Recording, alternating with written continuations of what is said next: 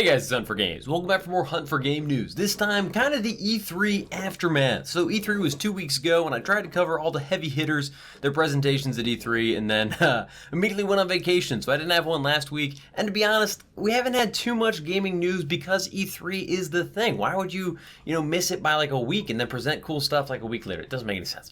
But we have had some interesting stuff that I'm kind of surprised wasn't at E3. So let's get right into that and just talk about it. So the SNES Classic is official. It has been officially revealed. It is coming out for $80 this September 29th.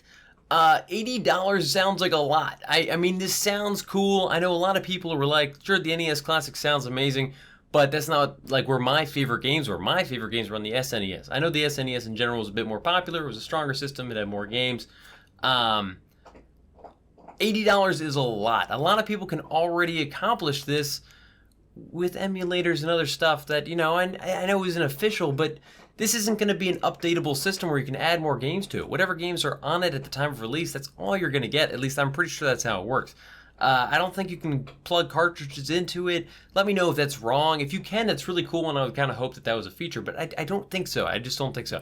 So what do you guys think? $80 seems like a lot for this. I'm sure it'll sell out. The NES Classic literally sold so much they couldn't keep up with it even remotely. So I'm sure it'll sell out even at this price, but I think that's a lot for me personally. But it's got a lot of cool games on it. I mean, Starfox, the original Starfox, Earthbound, A Link to the Past, Secret of Mana, some good games, some really awesome games. Their lineup is not lacking. There was like 21, 22 games on it. So that's pretty awesome. Take a look at the list.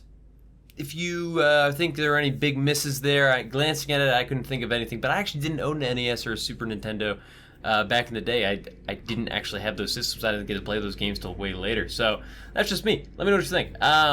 Moving on, Sony kind of very famously at E3 this year kind of took a stance on cross-platform play. As Nintendo, Xbox, everybody was coming out saying, like, we have games like Minecraft, Rocket League that can be played cross-system, cross-platform with our, essentially competitors. And Xbox kind of went at it like of course we do. Why wouldn't we? Well, you're kind of behind in the race right now, so you've got nothing to lose. Obviously, offering that kind of stuff is only a benefit to your platform. Sony, Sony, I can see Sony not wanting to do this. Sony's winning right now. They're winning this generation's console race. Why wouldn't they want to have another reason for people to have to buy PlayStations? Because all your friends own PlayStations, you want to play for games with your friends. I get it. It doesn't help us, the consumer. The consumer would love to be able to play. Like, I love that I can play games on my PC with friends that own Xbox Ones and play the same games, like, cross-platform. That's amazing. I loved Final Fantasy XI was on the PS2 and the PC. And that was such an amazing experience for me at the time that, nobody really offered. So, I love that stuff.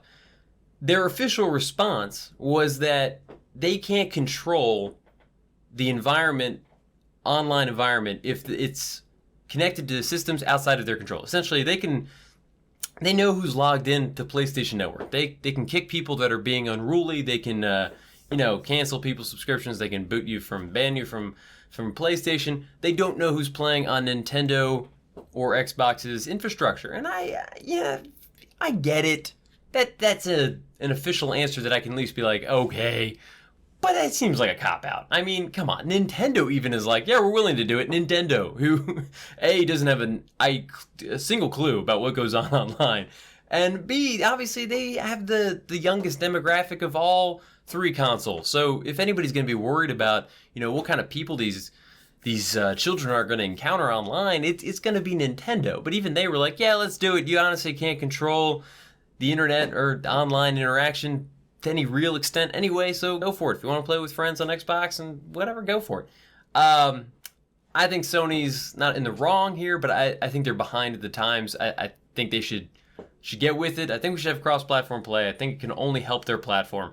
But for now, they're saying no. They're saying no to that. So that's unfortunate, but let me know what you think about that. I was kind of bummed out because I would love to play, especially like Rainbow Six Siege. We have a lot of friends that have Rainbow Six Siege on the Xbox, and I would love to play Siege with them, but I don't really want to buy it on the Xbox. I want to own it on PlayStation. I already own it on PlayStation. So, anywho, moving on. Other big news, actually, the last thing I have for this week, Warcraft 3, Starcraft, it just says Starcraft, so yeah, the original Starcraft, and Diablo 2 are being updated for modern platforms. What I think this means is basically what we've seen in a couple other like classic games recently with this, 4K movement. These games are not going to work 4K because all the sprites, all the UI, everything is defined for like 800 by 600 resolution. That was popular back in the day.